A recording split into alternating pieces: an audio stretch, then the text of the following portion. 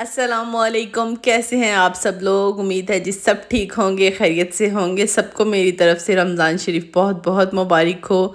आज 7वां रोज़ा था और सबको 7वां रोज़ा बहुत मुबारक हो। सबसे ज़्यादा लेट आई थिंक मेरा ही रमज़ान का व्लॉग रहा होगा। जो मेरे व्यूवर्स हैं, मुझे देखने वाले हैं, उन सबको पता है कि किस वजह से मैं बहुत पीछे रह गई। तो उम्मीद है जी सबका रमज़ान शरीफ बहुत अच्छा गुजर रहा होगा और अल्लाह ताला सबको सारे रोज़े रखने की तौफीक और हिम्मत दे और सबकी इबादतों को, सबकी दुआओं को अपनी बारगाह इलाही में कबूल मंजूर फरमाए। आमीन आमीन सुम आमीन। तो यहाँ पर जी मैं सुबह उठी, 3 बजे का टाइम था, सॉरी 4 बजे का 4 बजे का टाइम था। मैं यहाँ पर सहरी बना रही थी अपने लिए और अपने हस्बैंड के लिए। तो मेरे हस्बैंड जो है ना वो पराठा खाते हैं, तो उनके लिए मैंने जो है ना पराठा टेढ़ा मेढ़ा सा बनाया। तो खैर ये उनके लिए पराठा बना रही थी। और उसके बाद मैं जो है पराठा नहीं खाती सहरी में, मैं जो सादा रोटी होती है तो वो बस मैं ना वो खाती हूँ।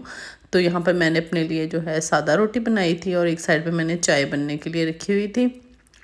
और ये जी मेरी रोटी सेक रही थी, गैस था नहीं, सिलेंडर चलाया हुआ था। तो उसके बाद बस फिर मैंने सहरी जो है टेबल पे लगाई और उसके बाद फिर हम लोगों ने जो है सहरी की, जो कि माशाल्लाह से रौनकें हैं रमज़ान की।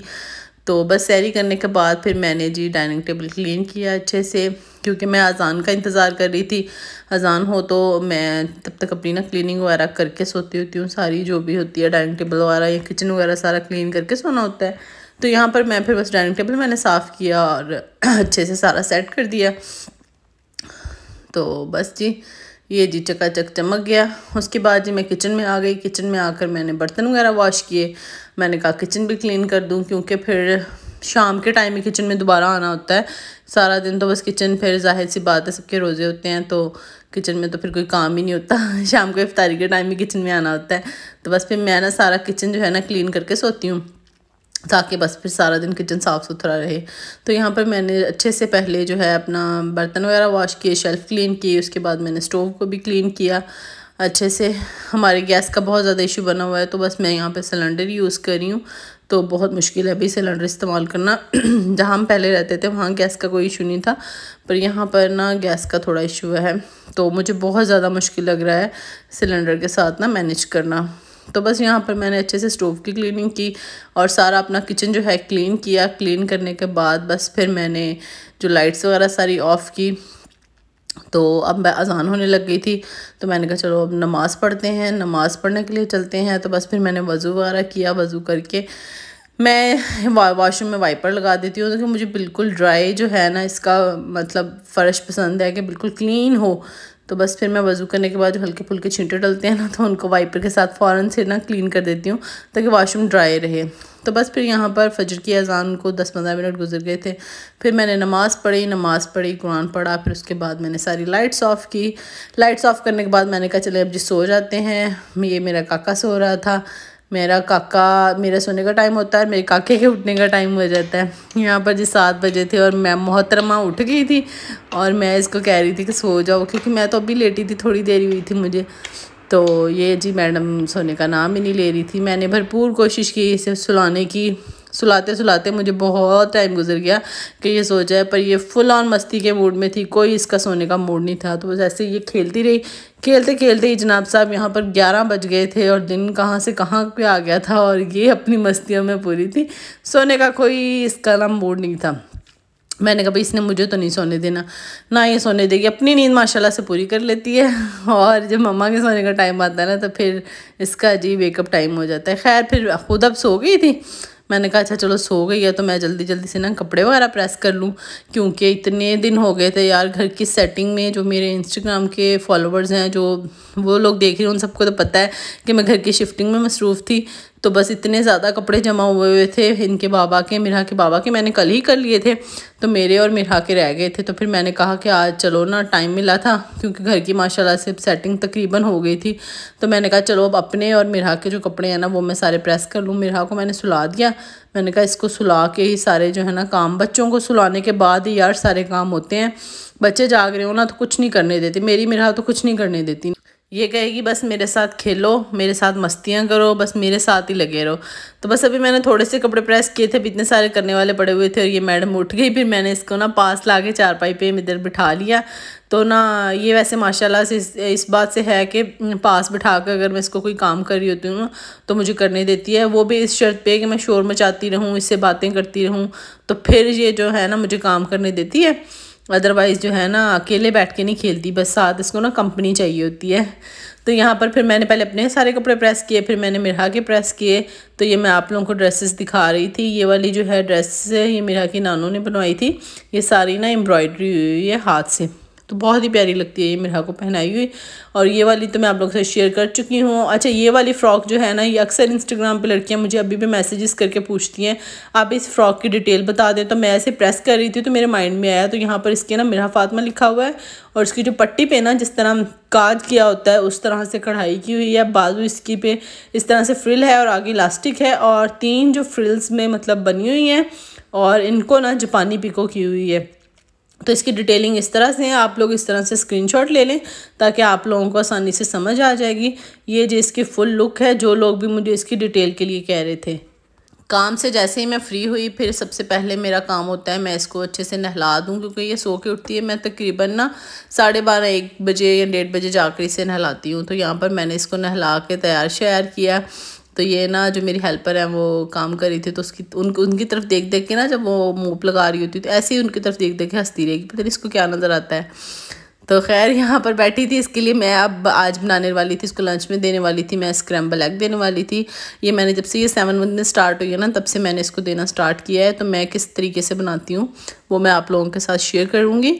तो सबसे पहले एक एग ले लिया है, उसको अच्छे से आप लोगों ने बीट कर लेना है। उसके अंदर ना दूध शामिल करना है, जो भी आप बच्चे अपने को दूध पिलाते हैं। मैं मिरहा को मैजी एफ़यू देती हूँ, तो मैंने मैजी एफ़यू का 1 औंस जो है दूध का बनाकर वो इसके अंदर मैंने डालकर इसको अच्छे से अच्छा सा गुड मिक्स दे लेना है, बिल्कुल जैसे यकजा कहते हैं ना हो जाए इतना आप लोगों ने इसको अच्छे से फेंट लेना है। फेंटने के बाद इसमें पिंच ऑफ सॉल्ट मैंने ऐड किया है, अगर आप नहीं ऐड करना चाहते तो ना करें। मेरी मिरहा को ना माशाल्लाह टेस्ट का बड़ा पता है, तो वो बड़े नखरों से चीज़ खाती है। तो फिर यहाँ पर आप लोगों ने बटर ले लेना है या देसी घी ले लेना है। कुकिंग ऑयल को अवॉइड कीजिएगा क्योंकि ये हेल्दी भी हैं, तो इन चीज़ों पे ज़रा ना बच्चों को यही चीज़ें ऐड करके दिया करें। तो यहाँ पर मैंने इसमें ना बटर ऐड किया है, तकरीबन 1 टेबल स्पून से कम होगा, थोड़ा सा 1.5 टीस्पून होगा। तो वो मैंने इसमें बटर ऐड कर दिया और फ्लेम को ना लो कर देना है पहले आपने, जब आपने एग इसमें डालना है, ठीक है। पैन के अंदर एग डालने के बाद फिर ना हम फ्लेम को थोड़ा सा ज़्यादा करेंगे कि इसमें जब क्लाउड्स बनने लग जाएंगे तो फिर हम इसको ना फ्लेम को थोड़ी सी ज़्यादा कर देंगे इस पॉइंट पे आके।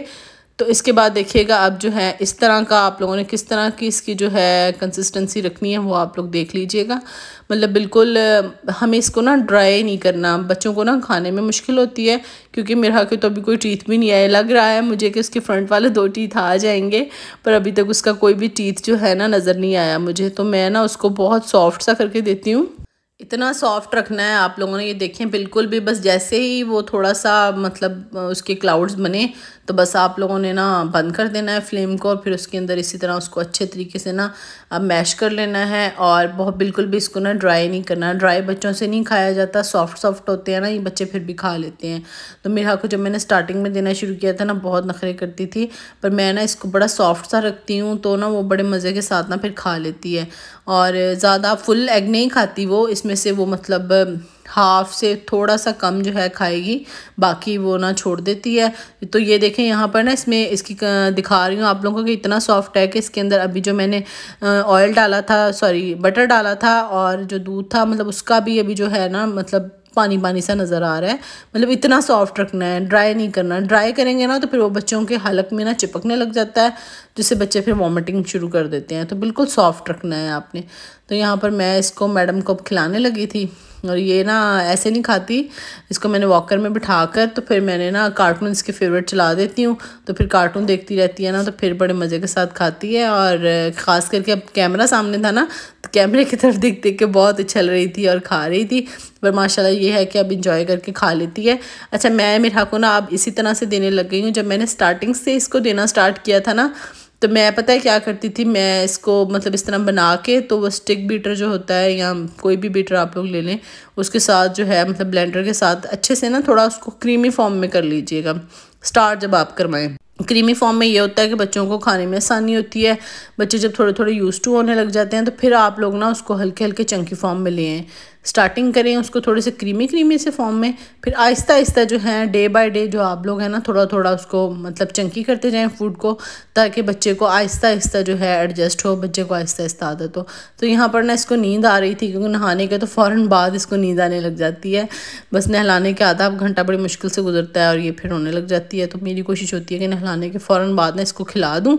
खिलाने के दरमियान में मैं मिर्हा को अब पानी देती हूँ। तो पानी इस तरह फीडर में स्ट्रॉ लगा के पाइप रख लेती हूँ। इसका स्ट्रॉ वाले फीडर का जो स्ट्रॉ है वो इसके साथ भी एडजस्ट हो जाता है, इसके इस फीडर के साथ भी। तो बस मैं वो इसके साथ लगा लेती हूँ और इसको वक्फे से साथ पानी देती हूँ और ख़ुद इसके हाथ में पकड़ाती हूँ, ताकि ये इसको ख़ुद जो है फूड खाना, मतलब इसी तरह बच्चे सीखते हैं, ताकि ये ख़ुद खाने लग जाए। तो इस तरह करके हल्का हल्का साथ साथ मैं इसको पानी देती रहती हूँ।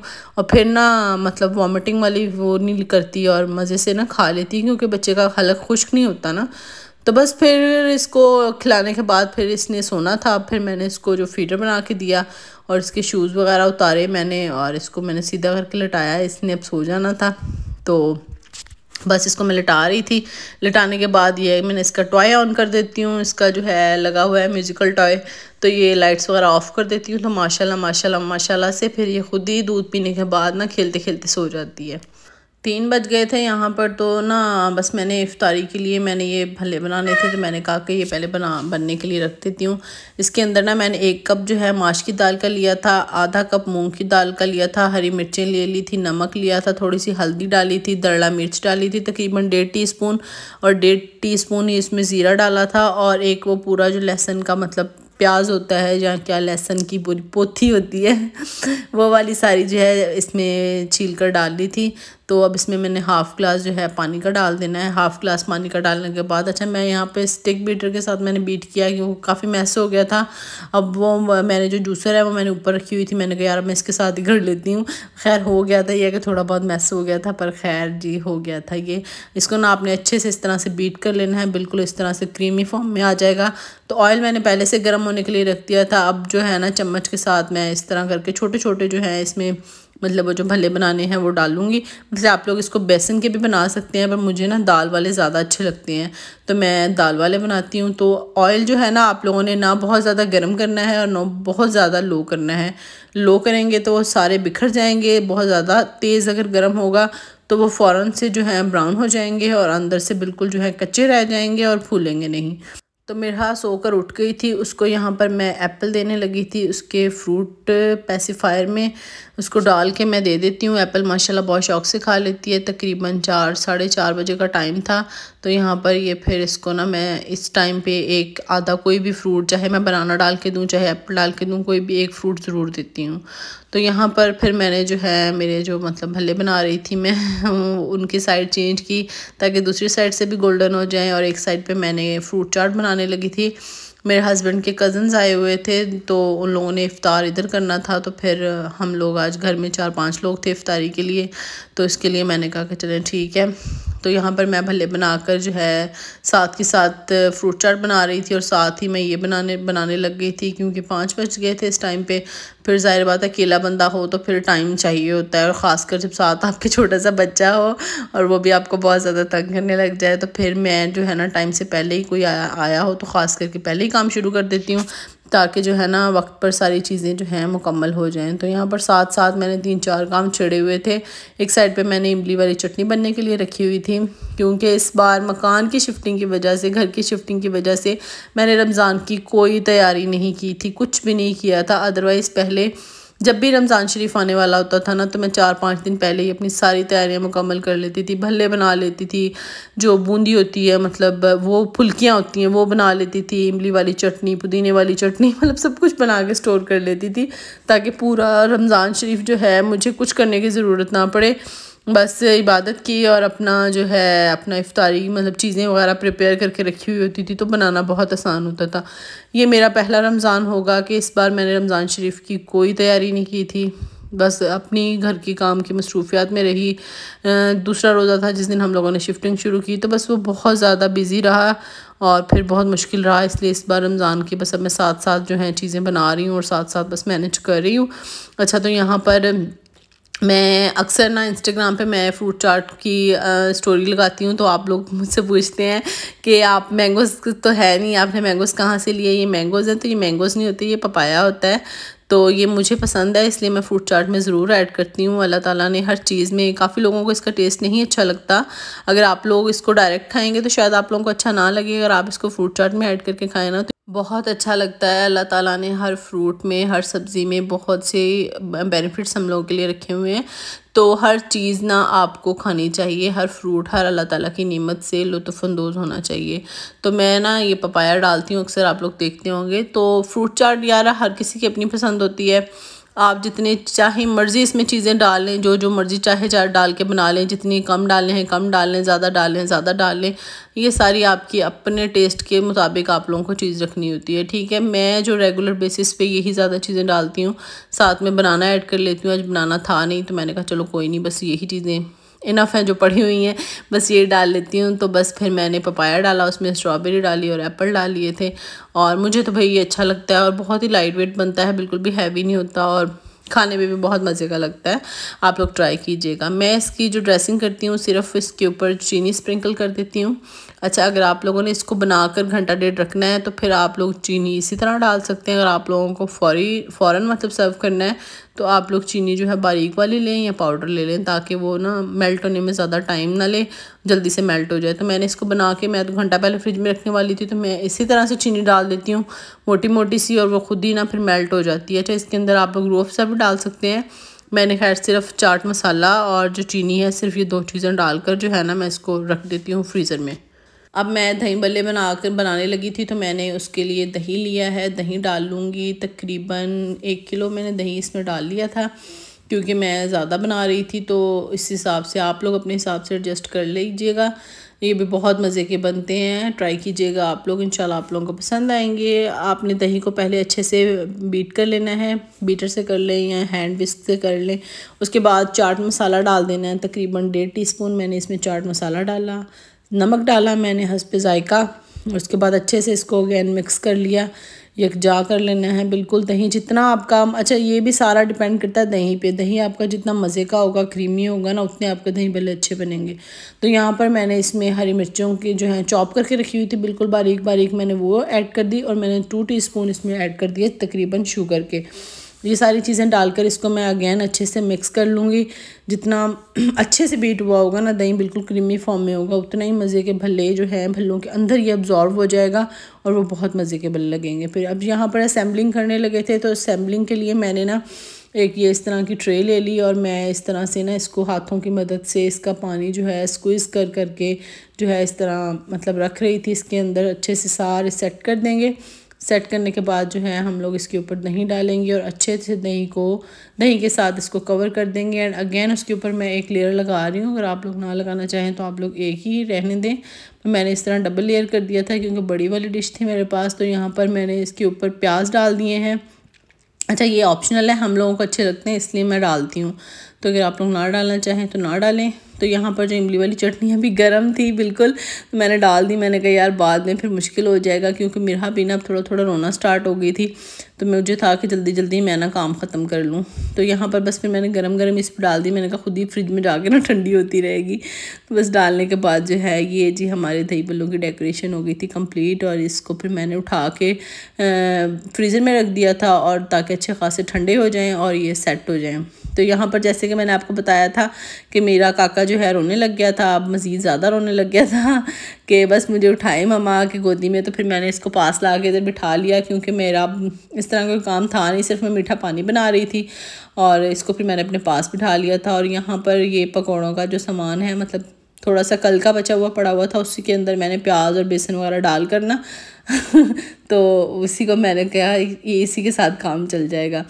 तो खैर वो मतलब सही बना हुआ था, तो मैंने कहा चलिए इसी के पकौड़े बना लेती हूँ। तो फिर बस मैंने इसके बाबा आ गए, उनको पकड़ाया।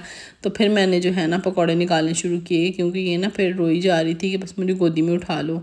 तो इस तरह करके 1 बाय 1 करके मैं डालती गई हूँ। पहले क्या हुआ, मैं बाहर चली गई तो मेरे पकोड़े जो हैं एक्स्ट्रा ब्राउन हो गए, जो पहले वाला पूर डाला था। मैंने कहा लो जी ये तो ज़्यादा डार्क ब्राउन हो गए, क्योंकि मिरार होने लग गई थी, मैं उसको जाकर देखने लग गई। तो बस इसी चक्कर में ना बस में मेरे पकोड़े जल गए। ऐसे ही होता है यार छोटे बच्चों के साथ।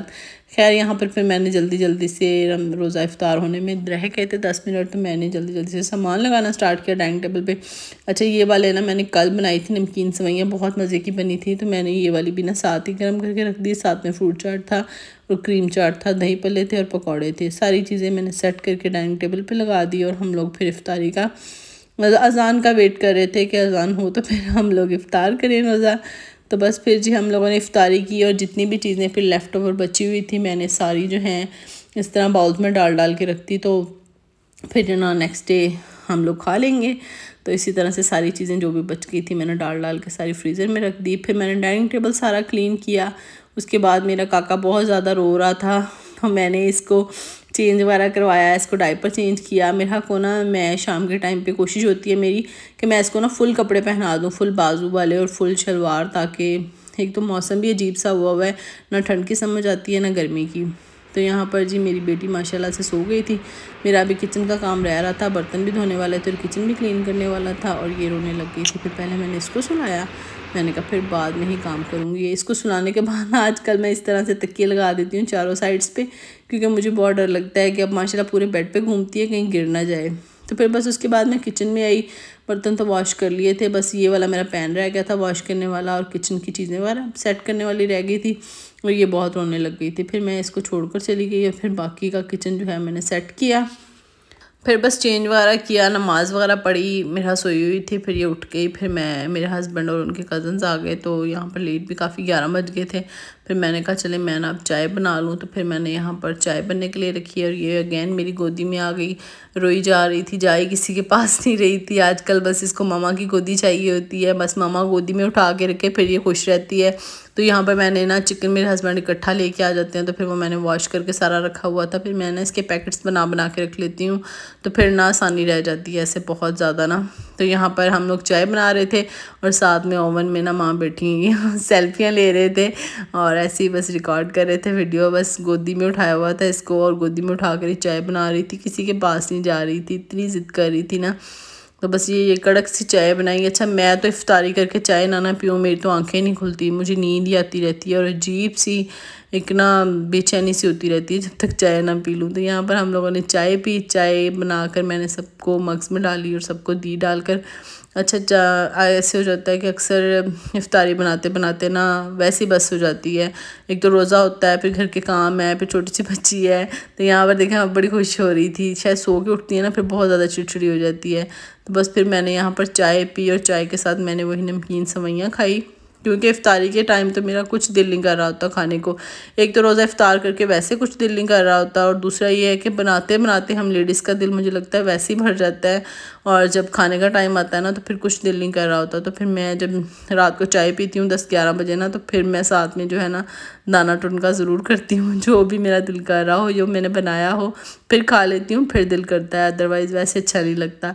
तो बस फिर मैंने जो चिकन वॉश किया हुआ था वो सारा मैंने ना सेट किया इस तरह से। पीसेस जो थे बिरयानी कट करवा लेते होते हैं बड़े पीसेस में, तो फिर जैसे मुझे डालना होता है चीज़ों में मैं वैसे ना मैनेज कर लेती हूँ इनको।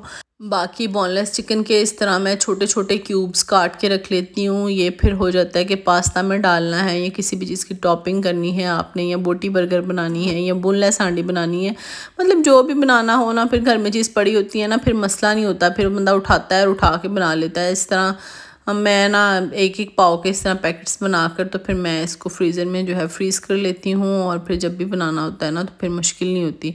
तो बस इसी तरह से मैंने 3 पैकेट्स बनाए, तो एक कम हो रहा था, वैसे मैं 4 पैकेट्स का मेरा टारगेट होता है कि 4 बना के रखने हैं।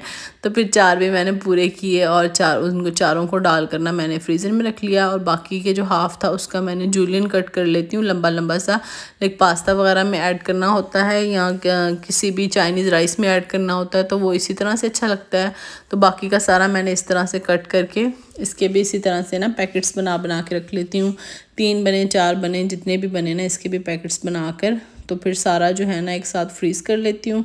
फिर जब भी बनाना होता है एक पैकेट निकालें आप और डीफ्रोस्ट करें और जो है बना लें, तो ये मसला नहीं होता कि लेके आना है और बनाना है, तो बहुत आसानी रहती है भाई इस तरह से। तो बस फिर इनको मैंने डालकर उसके बाद रखा फ्रीज़र में। फिर हम लोग निकल गए वॉक पे। हम लोग जब से हम रोज़े स्टार्ट हुए हैं ना, तो तब से हम लोग डेली रोज़ा खोलने के बाद चाय पीने के बाद रात को जो है थोड़ी देर के लिए बाहर वॉक करते हैं। उससे ना बड़ा एक ज़हनी सुकून और बड़ा दिल को सुकून सा आ जाता है ना। जो रोज़े इफ्तार के बाद तबीयत एक अजीब सी हुई होती है, तो वो बड़ी तबीयत ना सेट हो जाती है और बेहतर हो जाती है। और मेरा भी हमारे साथ माशाल्लाह से वॉक पे जाती है।